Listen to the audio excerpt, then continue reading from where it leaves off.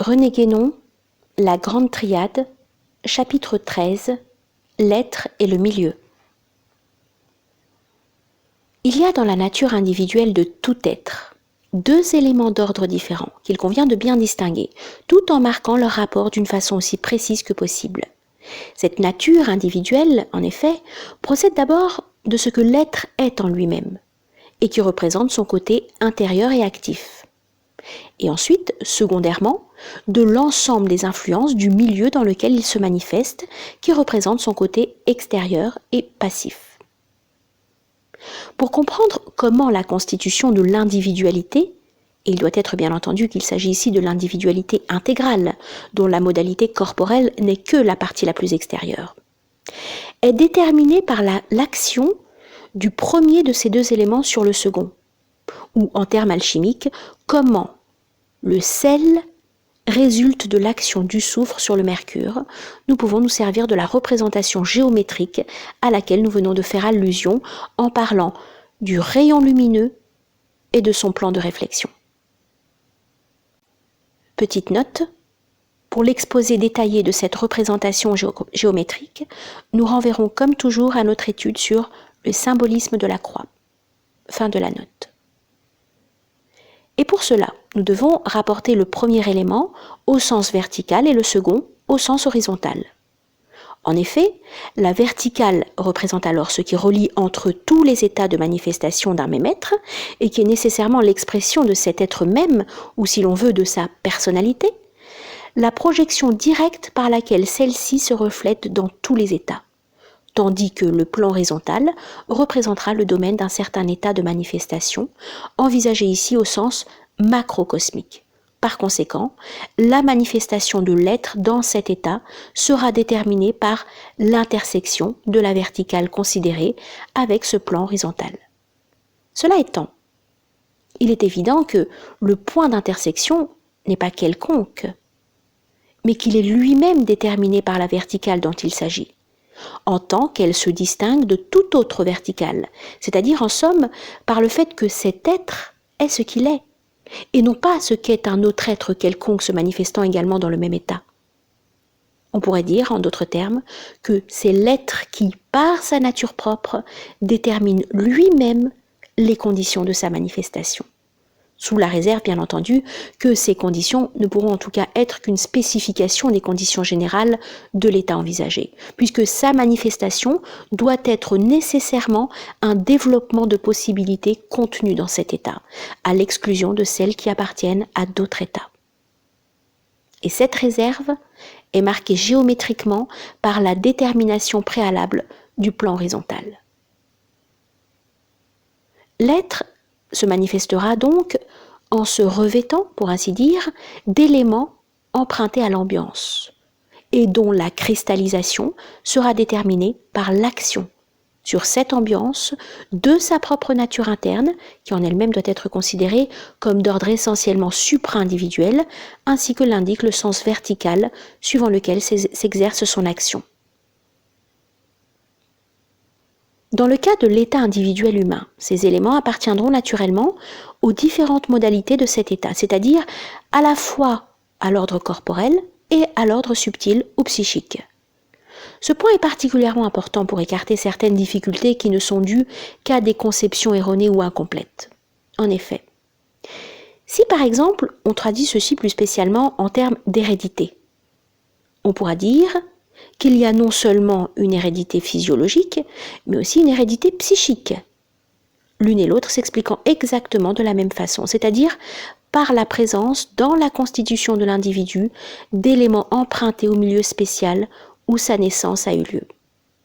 Or, en Occident, certains refusent d'admettre l'hérédité psychique parce que, ne connaissant rien au-delà du domaine auquel elle se rapporte, ils croient que ce domaine doit être celui qui appartient en propre à l'être lui-même, qui représente ce qu'il est indépendamment de toute influence du milieu. D'autres, qui admettent au contraire cette hérédité, croient pouvoir en conclure que l'être, dans tout ce qu'il est entièrement déterminé par le milieu, qu'il n'est rien de plus ni d'autre que ce que celui-ci le fait être, parce que non plus ne reçoivent rien en dehors de l'ensemble des domaines corporels et psychiques. Il s'agit donc là de deux erreurs opposées en quelque sorte, mais qui ont une seule et même source. Les uns et les autres réduisent l'être tout entier à sa seule manifestation individuelle, et ils ignorent pareillement tout principe transcendant par rapport à celle-ci. Ce qui est au fond de toutes ces conceptions modernes de l'être humain, c'est toujours l'idée de la dualité cartésienne, corps-âme, qui en fait équivaut purement et simplement à la dualité du physiologique et du psychique, considérée indûment comme irréductible, ultime en quelque sorte, et comme comprenant tout l'être dans ces deux termes, alors qu'en réalité ceux-ci ne représentent que les aspects superficiels extérieurs de l'être manifesté, et qu'ils ne sont que de simples modalités appartenant à un seul et même degré d'existence, celui que figure le plan horizontal que nous avons envisagé, de sorte que l'un n'est pas moins contingent que l'autre et que l'être véritable est au-delà de l'un tout aussi bien que de l'autre. Petite note. Nous disons ici corps-âme plutôt que corps-esprit, parce que, en fait, c'est toujours l'âme qui, en pareil cas, est prise abusivement pour l'esprit, celui-ci demeurant complètement ignoré en réalité. Fin de la note. Pour en revenir à l'hérédité, nous devons dire qu'elle n'exprime pas intégralement les influences du milieu sur l'individu, mais qu'elle en constitue seulement la partie la plus immédiatement saisissable. En réalité, ces influences s'étendent beaucoup plus loin, et l'on pourrait même dire, sans aucune exagération, et de la façon la plus littéralement exacte, qu'elles s'étendent indéfiniment dans tous les sens.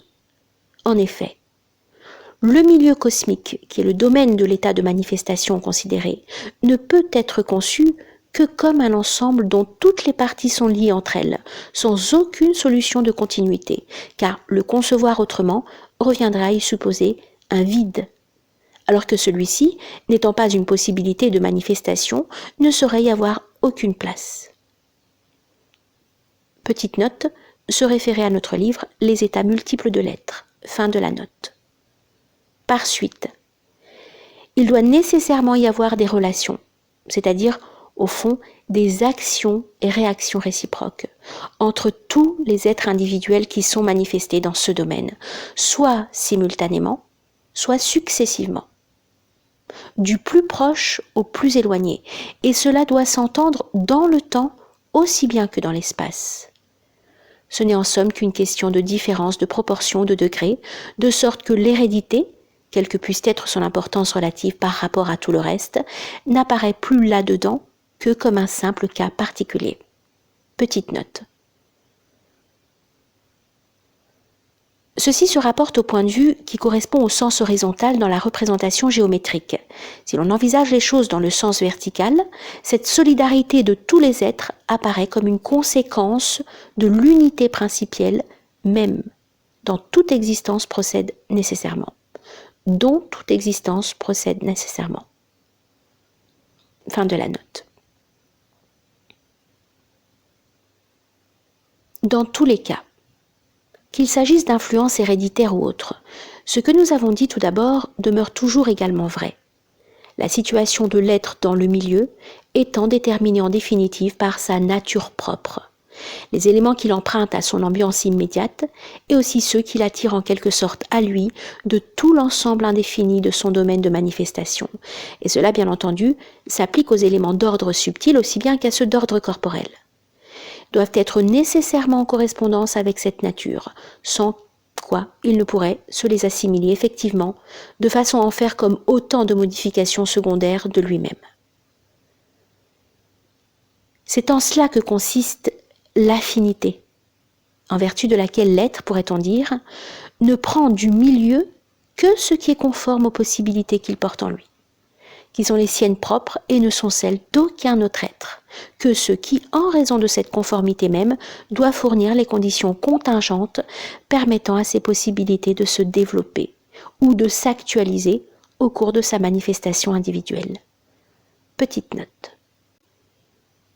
Ces conditions sont ce qu'on appelle parfois des causes occasionnelles, mais il va de soi que ce ne sont point là des causes au vrai sens de ce mot, bien qu'elles puissent en présenter l'apparence quand on s'en tient au point de vue le plus extérieur.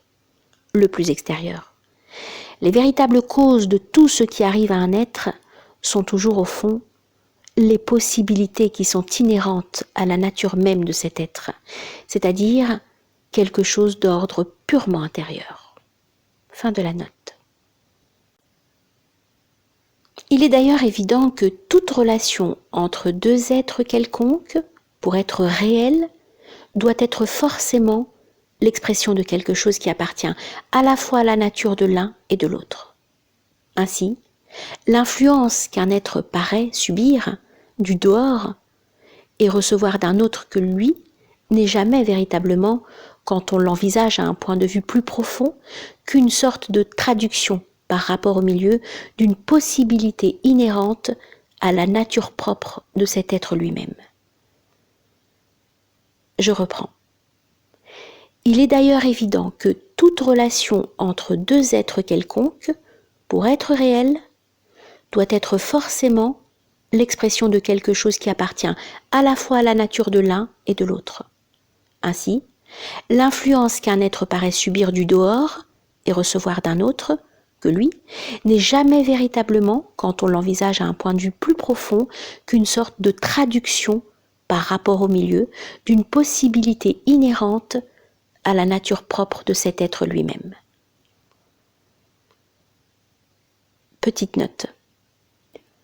Ce que nous avons dit ailleurs à propos des qualifications initiatiques sur les infirmités d'origine apparemment accidentelle. Fin de la note.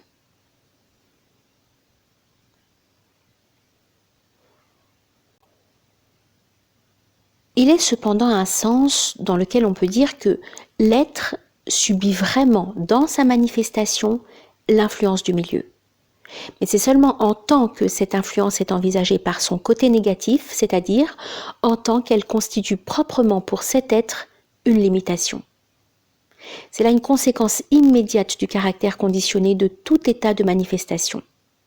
L'être s'y trouve soumis à certaines conditions qui ont un rôle limitatif et qui comprennent tout d'abord les conditions générales définissant l'état considéré, et ensuite les conditions spéciales définissant le mode particulier de manifestation de cet être dans cet état.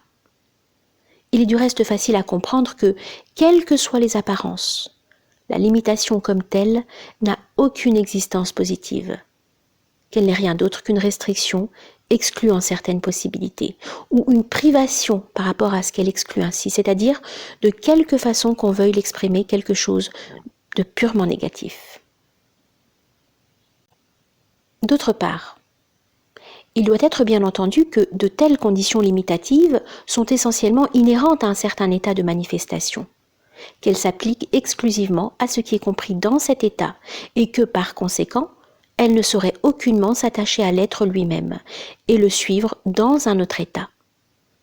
L'être trouvera naturellement aussi, pour se manifester dans celui-ci, certaines conditions ayant un caractère analogue, mais qui seront différentes de celles auxquelles il était soumis dans l'état que nous avons envisagé tout d'abord, et qui ne pourront jamais être décrites dans des termes convenant uniquement à ces dernières, comme ceux du langage humain par exemple, qui ne peuvent exprimer des conditions d'existence autres que celles de l'état correspondant, puisque ce langage se trouve en somme déterminé et comme façonné par ces conditions mêmes.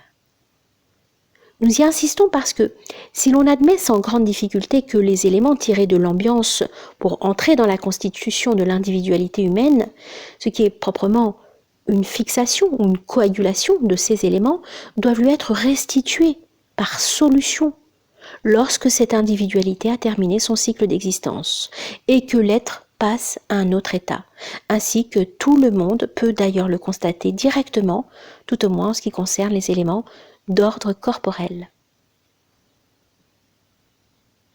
Petite note.